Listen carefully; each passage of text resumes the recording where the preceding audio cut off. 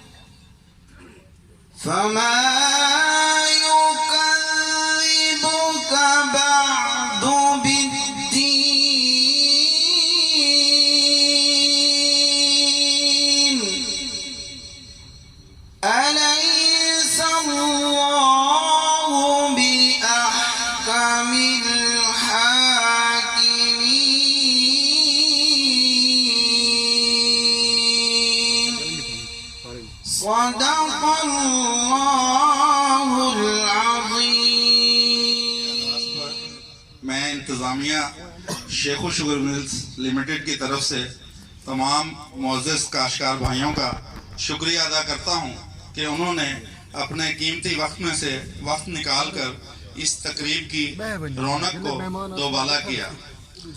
معزز کاشتکار کی ترقی و خوشحالی کے لیے ہمیشہ شیخ و شوگر ملز لمیٹڈ نے ان کمپنیوں کا انتخاب کیا ہے جو ملٹی نیشنل ہیں اور مارکیٹ میں زرعی بزنس کے لحاظ سے ملک کی مضبوط ترین کمپنیاں ہیں۔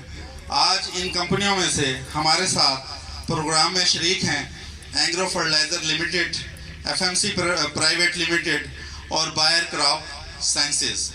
تو اس وقت میں دعوت خطاب دوں گا جناب شاویز حسن صادق صاحب، جو ریجنل مینیجر ہیں اینگرو فرٹیلائزر لمیٹڈ میں، کہ وہ اپنی کمپنی کا تعارف اور کھادوں کے متناسب استعمال کے بارے میں آپ کو آگاہی دیں۔ جناب شاویز حسن صادق صاحب۔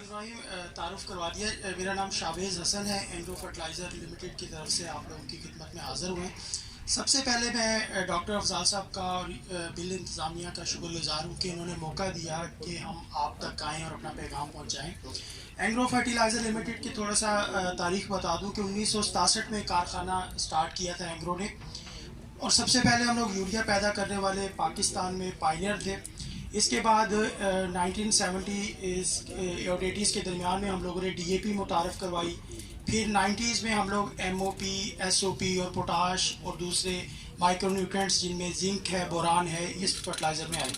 اور اب یہ اللہ تعالیٰ کا شکر ہے اور کمپنی کے نمائندوں کی اور آپ لوگوں کی محنت ہے کہ اب ہم لوگوں کو مائکرو نیوٹرینٹس کے متعلق ذمہ دار کو بتانا نہیں پڑتا۔ ہر ذمہ دار جانتا ہے یوریا کیا ہے، ڈی اے پی کیا ہے، پوٹاش کیا ہے۔